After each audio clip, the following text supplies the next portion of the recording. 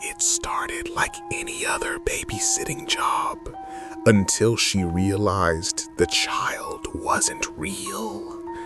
Something else was in that house, something that had never left, and it was begging her for help.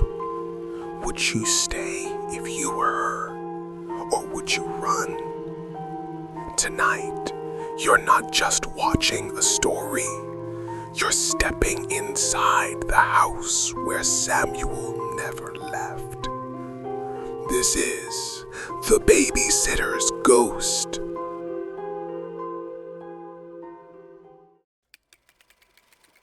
Welcome back to Silent Scream, the place where the darkest stories come to life. If you're new here, don't worry, you've just found the perfect seat at the edge of your chair. Tonight, we're diving into a story of a babysitter, a boy who isn't what he seems, and a house that holds secrets you won't forget. For our subscribers, you already know the drill. Dim the lights, turn up the volume, and get ready to experience every creak, every whisper, every shadow with us.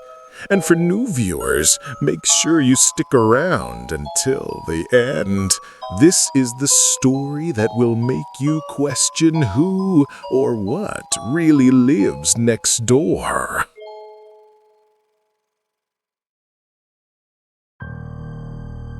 The night was too quiet. Emma had answered a last-minute babysitting gig in a sprawling Victorian house at the edge of town. The kind of house that looked charming in daylight, but felt like it held its breath in the shadows.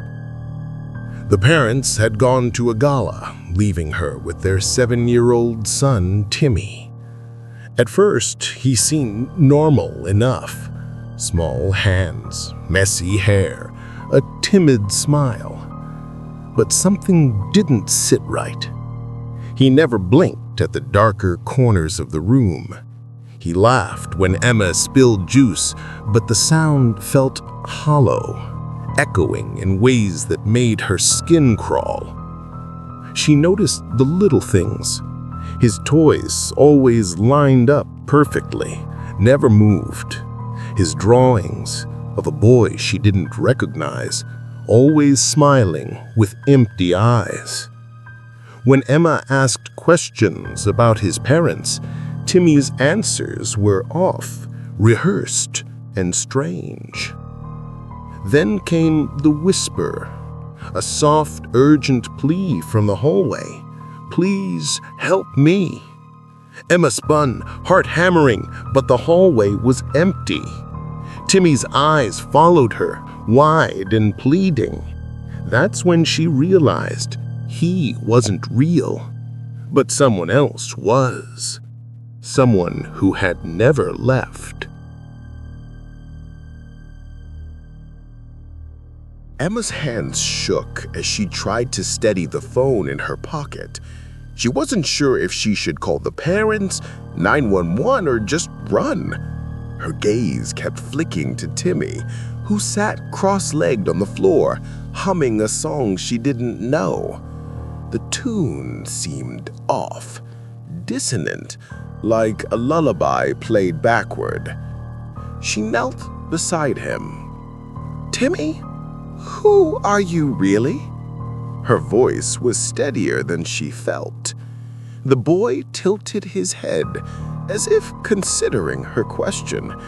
Then, in a whisper that sent chills crawling up her spine, he said, "I live here." Emma froze. "No, I mean, who are you?" "I'm Timmy," he said. But the smile didn't reach his eyes. They were too dark, too empty. Something about them felt older, infinitely older than the 7-year-old he claimed to be. The house seemed to shift around her then.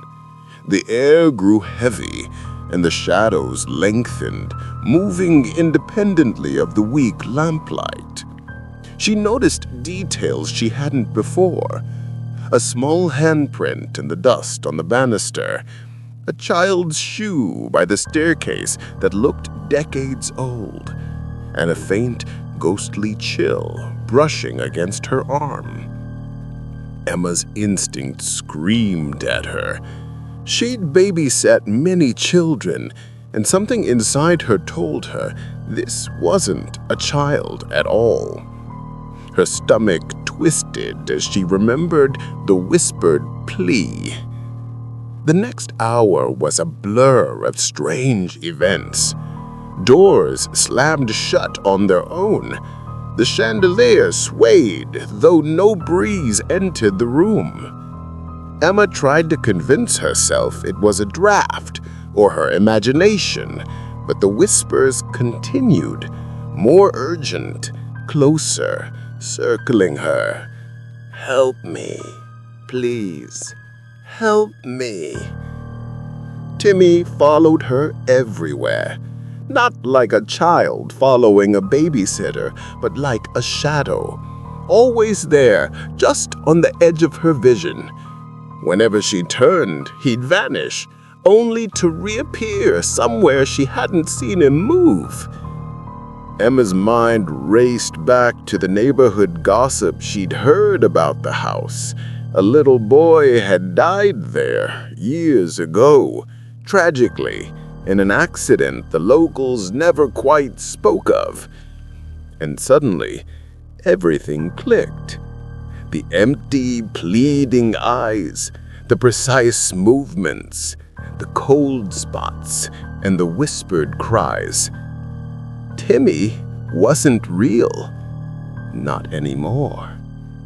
But the ghost of the boy, he was very much alive in the house. Emma decided to confront it. She cleared the living room of furniture to make space and spoke aloud. "Who are you? What do you want from me?"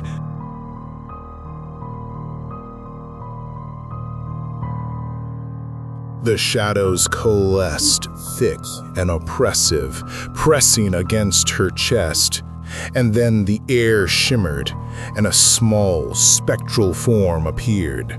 A boy, translucent, pale, his eyes wide with fear and sorrow.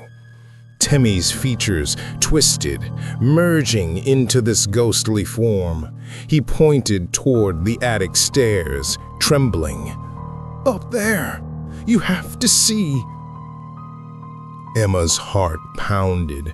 She hadn't wanted to go upstairs, but something compelled her. With each step, the temperature dropped, her breath fogging the air, and the whispers grew louder, more desperate. At the attic door, she paused. The wood beneath her fingers was icy, pulsing, almost alive. She pushed it open. Inside, the attic was empty, except for the remnants of a child's life. Dusty toys, old drawings penned to the walls, and a small, tattered diary. Emma picked it up. The diary revealed the boy's life, a lonely child named Samuel, trapped in the house by neglect and tragedy. Every entry was filled with longing, fear, and a desperate hope that someone would notice him, that someone would care. And then, the last page. "I don't want to be alone anymore. Please, stay with me." Emma understood now. Samuel wasn't just haunting the house. He was trying to reach out, looking for someone who would acknowledge him. The child she'd been watching, Timmy, was Samuel's unfinished longing, a projection born from memory and sorrow. She whispered to him, "I see you, Samuel, on here." The air shifted, lighter now. Samuel's form wavered, the ghostly features softening. He reached toward her hand, not threatening, but almost fragile, like a flicker of candlelight in a storm. Emma grasped it. "You can go now," she said softly. "It's okay." The figure of Trimmy dissolved into nothing, leaving Emma alone in the quiet attic. For the first time that night, the house felt still, not ominous, but empty, peaceful, as if it had finally exhaled. Emma descended the stairs, each step echoing softly. She packed her things, her heart still racing. Every shadow and creak made her flinch, but she wasn't afraid anymore. Not of Timmy, not of Samuel. As she left the house, the front door clicked shut behind her. In the window, a small smile appeared, barely visible, but unmistakable. Samuel had said goodbye.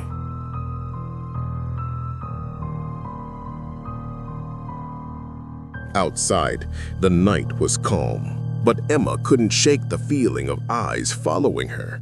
Not maliciously, but gently, like a silent thank you. She glanced back at the house. The windows were dark, the porch empty, yet a sense of warmth lingered, an unspoken promise that the boy who had died would finally rest. Emma walked to her car, the diary clutched against her chest. She knew she would never forget the hollow eyes, the whispered pleas, or the truth she had discovered. Some children never truly leave. Some linger, waiting for someone to see them, to acknowledge the life they were denied. Driving away, she felt a strange peace settle over her. Samuel's story was over, but it had changed her. That night, she realized that sometimes the most frightening ghosts aren't the ones that haunt. They are the ones who just need to be remembered. The house felt silent behind her, but Emma would carry its story forever. Emma left that house changed forever. She had seen what most would never believe. A child trapped between worlds, reaching for someone who could hear him. Samuel's story ended that night, but the house remained, silent and still, holding its secrets close. Sometimes, the most terrifying things aren't the shadows or the cold air. It's the ones that linger in memory, waiting to be remembered. Emma knew she would never forget Samuel's hollow eyes, the whispered pleas, or the way the air seemed to breathe around him.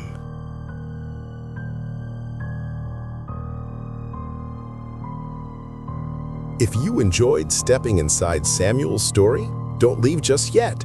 Hit that like button, subscribe, and ring the bell, because here, every week, we bring you stories that will chill you to your core.